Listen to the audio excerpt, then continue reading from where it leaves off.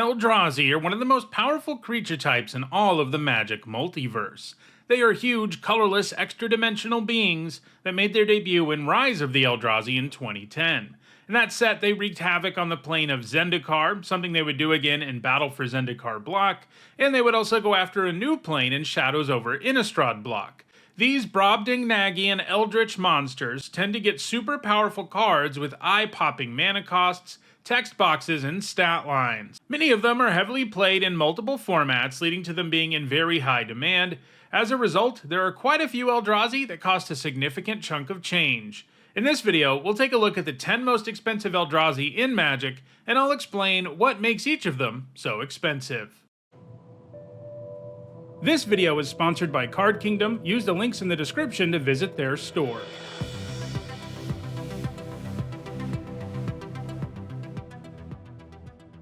Before we jump into the list, I want to let you know what prices I use to rank these Eldrazi. For each of them, I'm using the Card Kingdom near mint price for the cheapest printing of that card. In other words, we'll be looking at the least amount of money you can pay for a near mint version of each of these. As always, you can find direct Card Kingdom links in the description for each of the cards in this video. It is possible the prices have changed between when I recorded this and when this goes live. Alright, let's take a look at Magic the Gathering's 10 most expensive Eldrazi. At number 10, it's Emrakul, the Aeons Torn, which costs $22. Emrakul is not only one of the most expensive Eldrazi in terms of dollars, she's also the most expensive Eldrazi in terms of mana value, and is tied with a few other creatures for the second highest mana value of all time, because she costs a whopping 15 mana. Emrakul is one of the original Eldrazi from Rise of the Eldrazi 2. She's a 15/15, can't be countered, and gives you an extra turn when you cast her. Note that that last part is a cast trigger. This type of trigger is used all the time on Eldrazi. It serves to power them down as reanimation targets, but it also means you get this effect even if an Eldrazi gets countered, although in the case of Emrakul, that's never going to happen. It also helps convey that the Eldrazi are otherworldly beings that exist in realms outside of our own. Anyway, she's also got flying, protection from spells that are more than one color, and Annihilator 6. This is an Eldrazi mechanic that means when this creature attacks, your opponent has to sacrifice 6 permanents. Then when she's put into a graveyard from anywhere, its owner shuffles their graveyard into their library. So yeah, she costs 15 mana, but she's a 15 mana card that almost always guarantees you win the game when you cast her. Because of the Time Walk effect, you're going to get that first Annihilator trigger and swing in for 15 before your opponent ever has a turn, and she's also incredibly difficult to kill. Emrakul is an Eldrazi Titan, one of the leaders of the Eldrazi, and she's usually considered the most powerful of the three, and that's reflected in her design. After all, Emrakul was unequivocally the most powerful creature that had ever been printed when she came out, a title she took from Iona, Shield of Emeria, and Sphinx of the Steel Wind. She's seen play in every single Magic format as a result, as a creature to ramp into in Standard and Extended, and in the early days of Modern she was also ramped into, but in other formats she's been cheated into play. Turns out Emrakul is pretty insane even when you don't get the cast trigger, and that's especially true if she can come down early and annihilate your opponent's entire board, and if you're putting her into play with something like Through the Breach, as has often been done in Modern, she can attack right away, usually getting rid of all of your opponent's permanents at that stage of the game, while smashing in for 15. While reanimating Emrakul is tricky, there are a few ways to do it, but they have to be instants. For example, Goryo's Vengeance can be used in response to the shuffle trigger when she hits the graveyard, and that has a similar outcome to Through the Breaching Emrakul. And these days in Modern, she's often cheated into play using Indomitable Creativity. In Legacy, she's been put into play with Sneak Attack and Show and Tell, and in Vintage, this is often accomplished with Oath of Druids. While Emrakul is no longer clearly the most powerful creature ever, Gristlebrand, Atraxa, and a few other creatures are in that conversation, but even all these years later, Emrakul is still pretty heavily played in 60-card formats. She is, however, banned in Commander, something that suppresses her price significantly. She's banned in the format because if she were legal, virtually every deck would run her, since she has a colorless identity and is one of the most powerful cards ever printed. This would lead to a homogenized format, something no one wants to see in a format as diverse as Commander. If she were legal in Commander, her price would probably be like 4 times what it is now. That's how much higher the demand for her would be. She's also been reprinted in Modern Masters, Ultimate Masters, The List, and Double Masters, so there are a decent number of Emrakuls out there, but if you're playing any of the non-rotating formats, there's a decent chance you're playing with or against her, so the demand is still high enough to drive her price up to $22. At number 9, it's Kozilek, the Broken Reality, which costs about $25. We went from one of the original Eldrazi cards to one of the newest from Modern Horizons 3. Like Emrakul, Kozilek is one of the Eldrazi Titans. For 9 generic mana, this one's a 9/9, and when you cast it, up to 2 target players each manifest 2 cards from their hand, and for each card manifested this way, you draw a card. He also gives all colorless creatures you control +3/+2. So if you spend 9 on this, you're usually going to get a 9/9, 2 5/4s, and draw 4 cards, and that's without mentioning Kozilek's buffing any other colorless creatures. That's a pretty good deal. Now, your opponent also gets a couple of 2/2s, but your board outclasses them by so much that it doesn't really matter, and making them manifest a couple of cards can actually be pretty disruptive too. As a brand new card, Kozilek hasn't had the time to entrench itself in any format just yet, whether they are 60-card formats or Commander. Because he's from Modern Horizons 3, the only 60-card formats he is legal in are Modern, Legacy, and Vintage, and so far it's seen a bit of play in Modern Tron. It's certainly got some potential for those formats, but this is an Eldrazi where you need to get the cast trigger for it to be worth it, so cheating it into play isn't nearly as good as casting it. Still, it does only cost 9, a relatively small number for Eldrazi Titans, and certainly an amount of mana Tron decks can quickly produce by assembling 4 Urza lands. He might have the most potential though in Commander, where if you're playing a deck with lots of colorless creatures, whether they're artifact creatures or Eldrazi, because he gets particularly insane when you drop him on a board that he can instantly turn lethal even before his cast trigger enters the equation. At number 8, it's Flayer of Loyalties, which costs about $33. For 8 generic and 2 colorless mana, this Eldrazi is a 10/10, and when you cast it, you gain control of target creature until end of turn, untap it, and it becomes a 10/10 with Trample, Annihilator 2, and Haste. The Flayer itself also has Annihilator 2 and Trample. That's a pretty insane cast trigger. You can get your opponent's best creature out of the way and send it back at them, potentially with the rest of your board while annihilating a couple of permanents. It can be really nasty if you find a way to sacrifice the creature you steal too. Then once the dust settles from that scary turn, your opponent is still staring down a 10/10 with Annihilator 2 and Trample. Because the Flayer is from Commander Masters, the only 60-card formats it's legal in are Legacy and Vintage, and it doesn't see play in either of those. Like Kozilek the Broken Reality, you really need the cast trigger here, so putting it into play with Sneak Attack or Oath of Druids isn't that good. The Flayer does see significant play in Commander though. It's a must-have in any Eldrazi Commander deck, it's pretty good in any ramp deck too, and there are some commanders who can cheat creatures into play while still getting the cast trigger, like Gyre. So demand for the Flayer is pretty big in Commander, especially for a relatively new card, and it's only been printed a single time, so it'll set you back $33 if you want one. At number 7, it's Void Winnower, which costs about $35. I feel obligated to show you this secret lair version of the Winnower because it's the cheapest version at $35, but I don't want to look at it longer than I have to, especially because the other printing of Void Winnower from Battle for Zendikar looks amazing. If you want to get that one, it will cost you $3 more though. Anyway, the Winnower is a 9 mana 11/9, and he hates on even mana values. If he's around, your opponent can't cast spells with even mana values or block with creatures that have even mana values. So it may not have a cast trigger like most of the other Eldrazi on this list, but it has an effect that can shut down half of your opponent's decks, which is pretty insane. Sometimes it can come down and your opponent will be completely unable to do anything. It's also amazing that the effect isn't symmetrical. The Winnower has found significant success in 60-card formats, including as a ramp payoff during its time in Standard. Right now it's seeing play in Pioneer in both Transmogrify and Indomitable Creativity decks, which can put it into play early. While it's not usually the main target for those cards, that would be Atraxa, the Winnower can be sided in against opponents that are too reliant on even mana value cards. It plays a similar role in Modern Indomitable Creativity, and it's also an occasional Oath of Druids target in Vintage. It's also played a ton in Commander, appearing in more than 56,000 decks on EDHREC. In Commander, the ability will have more of an effect on the game because it impacts all of your opponents. It tends to see play in both Eldrazi and ramp decks in Commander.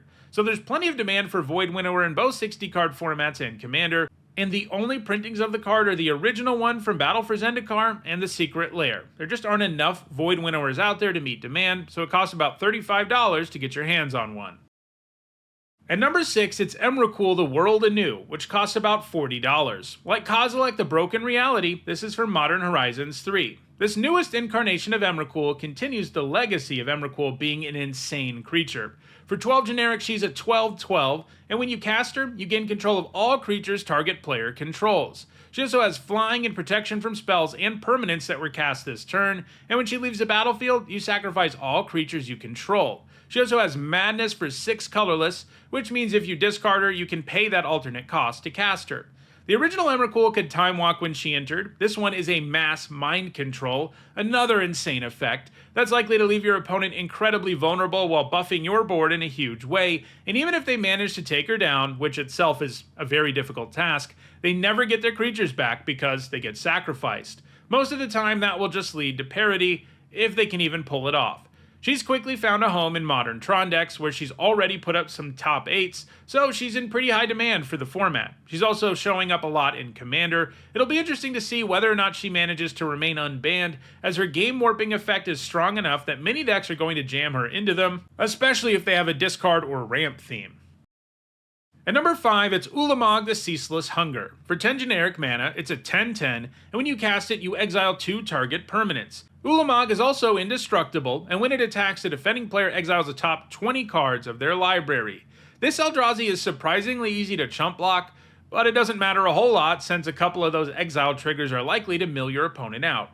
Ulamog has been heavily played in multiple formats, and of all the cards on the list, it's been the most successful in 60-card formats. Unlike most Eldrazi, this was even true in Standard, but that's because that Standard format included Aetherworks Marvel, a card that let you cheat creatures into play using energy, and instead of just putting the creature into play like many similar effects, the Marvel lets you cast the card without paying the mana cost, so you still get the cast trigger, even when you spend 0 mana. It used to see a lot of play in Pioneer 2 when mono-green devotion decks were at their most powerful. It wasn't hard to cast Ulamog with Nykthos, Shrine to Nyx. It's also been a fixture in modern Tron decks and Legacy Cloudboast decks since being printed, and it continues in that role today. Ulamog is no slouch in Commander either, appearing in more than 1% of the over 4 million decks on EDHREC. All that demand across multiple formats means that this card, which has only ever been reprinted in limited release sets, will set you back $43. At number 4, it's Ulamog the Infinite Gyre, which costs $55. This is another one of the original Eldrazi Titans from Rise of the Eldrazi. For 11 generic, it's a 10/10 that destroys a permanent when you cast it. It's also indestructible, has Annihilator 4, and gets shuffled into your deck along with your graveyard when it ends up there. After the other cast triggers we've seen on this list, this seems pretty mundane, but Indestructibility and Annihilator make Ulamog a pretty massive threat. Your opponent doesn't have many ways to deal with it, so they're going to start losing permanents in droves. It was played in standard ramp decks and legacy sneak and show decks like many expensive Eldrazi, and these days it's played in modern Tron, like many other cards on the list. It's also very heavily played in Commander, appearing in 2% of the over 4 million decks on EDHREC. This is another case where the colorless identity means he slots into a whole lot of different decks. All of that demand, combined with only a handful of reprints and limited release sets, leads to Ulamog costing $55. At number 3, it's Ulamog the Defiler. That's back-to-back-to-back Ulamogs. This one costs about $64. This is the Modern Horizons 3 incarnation of this Eldrazi Titan, and the third and final Titan from the set to make the list. For 10 generic mana, it's a 7/7, pretty tiny for an Eldrazi Titan, but it's never actually going to be a 7/7. That's because when you cast it, your opponent exiles half of their library rounded up, and Ulamog enters with a number of +1/+1 counters on it, equal to the greatest value among exiled cards. And Ulamog has Annihilator X, where X is a number of +1/+1 counters on it. In other words, it's going to be like a 13/13 with Annihilator 6. It also has Ward, sacrifice 2 permanents, so if your opponent wants to target Ulamog with anything, they have to sacrifice 2 permanents or the spell gets countered. No matter what, Ulamog has a huge mill effect and takes out a couple of permanents, and if your opponent can't deal with it, they probably lose when Ulamog attacks them. Ulamog has already caught on a bit in Modern, where it's seeing play in Eldrazi through the Breach decks. While Ulamog's library effect is a cast trigger, Ulamog isn't reliant on that trigger to enter with counters and Annihilator because it counts any card in exile. So if, for example, you exiled something to Ugin's Labyrinth's imprint, like, the 15-mana Emrakul, this Ulamog will enter as a 22/22 that wins the game the turn you put it into play with Through the Breach. So Ulamog seems to have a pretty legitimate place in Modern, and it's also a great Commander card. The average mana cost in Commander tends to be way higher than in 60-card formats, and Ulamog is also likely to exile more cards against a larger deck. I'd expect it to be a card that sees a ton of play in Commander going forward too.